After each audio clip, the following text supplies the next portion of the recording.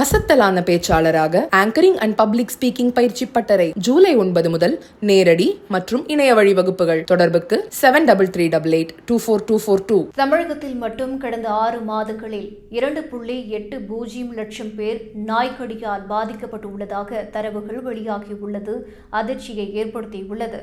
பாதிக்கப்பட்டவர்களில் 18 பேருக்கு ரேபீஸ் தொற்றும் ஏற்பட்டுள்ளது. தமிழகத்தில் தெருநாய்கள், வளர்ப்பு பிராணிகள் கடித்து காயமடையும் சம்பவங்கள் தொடர்ந்து அதிகரித்து வருகின்றன.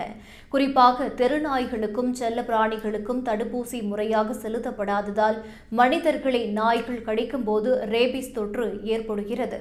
கடந்த ஆண்டில் மட்டும் நாய்க்கடியால் 4.80 லட்சம் பேர் பாதிக்கப்பட்டதில் 40 பேர் ரேபீஸ் தொற்றால் இறந்துள்ளனர். இந்த ஆண்டில் கடந்த 6 மாதங்களில் மட்டும் 2.80 லட்சம் பேர் நாய்க்கடியால் பாதிக்கப்பட்டுள்ளனர்.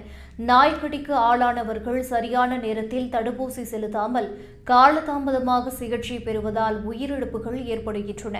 இது தொடர்பாக சுகாதாரத்துறை அதிகாரிகள் கூறும்போது, தமிழகத்தில் ஆண்டுதோறும் நாய்க்கடியால் லட்சக்கணக்கானோர் பாதிக்கப்பட்டாலும் அதனை அனைவருக்கும் ரேபீஸ் தொற்று ஏற்படுவதில்லை. நாய் கடித்தாலோ ரேபீஸ் தொற்று ஏற்பட்டு விடுவதில்லை. ரேபீஸ் வைரஸால் பாதிக்கப்பட்ட நாய், ஆடு, மாடு, குதிரை, குரங்கு, பூனை, வௌவால் உள்ளிட்ட விலங்குகள் கடித்தால்தான் பாதிப்பு ஏற்படும். எந்த வகை விலங்கு கடித்தாலும் முறையாக சிகிச்சை பெற வேண்டும். இதற்கான சிகிச்சை முறை அனைத்து அரசு மருத்துவமனைகளிலும் தயார் நிலையில் உள்ளது என கூறியுள்ளார்.